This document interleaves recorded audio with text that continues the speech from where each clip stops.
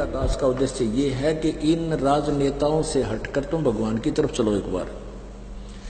और ये फिर क्योंकि न दिन में 100 झूठ बोलने पड़े हैं, क्योंकि 10 आदमी का काम नहीं कर सकता मुख्यमंत्री एक साल में भी ढंग से।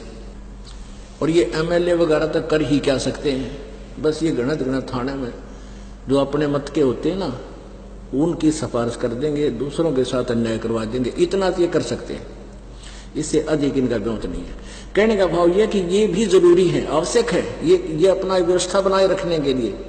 और आप जी इनके पाछा हंडे जाओ हो, ये लुक दे फिर जा, ना ये कुछ कर सकते ना विकास कर पाते, तो इनका पीछा छोड़कर मालिक की तरफ चलो।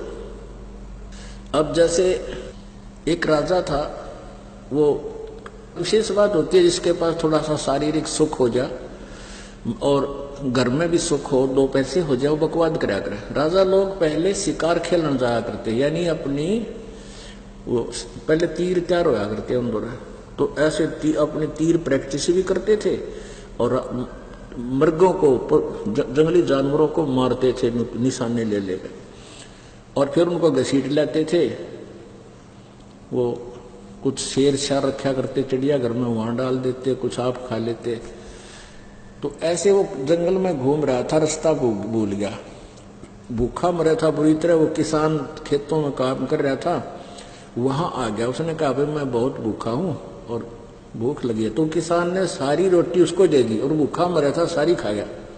तो जब चलने लगा उस राजा ने कहा भाई मैं राजा हूं इस नगरी का, तेरा उपकार मैं भूल नहीं सकता, आपने मेरी जान बचाई है, ये मेरा कार्ड ले और जब भी तू मुझे मिलने आवे मेरे पास आना, सीधा आ जाएगा, तुझे कोई नहीं टोकेगा।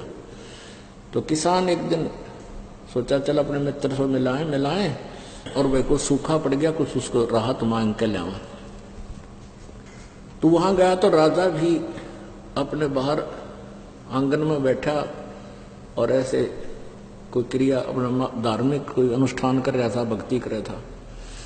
अब वो किसान पहुंच गया, किसी ने टोका नहीं, वहां जा वो कर रहा था, वहां खड़ा हो गया। एक सिपाही से पूछा भी क्या कर रहा है राजा, कि भगवान से अपने राज्य में सुख मांगे है और धन मांगता है।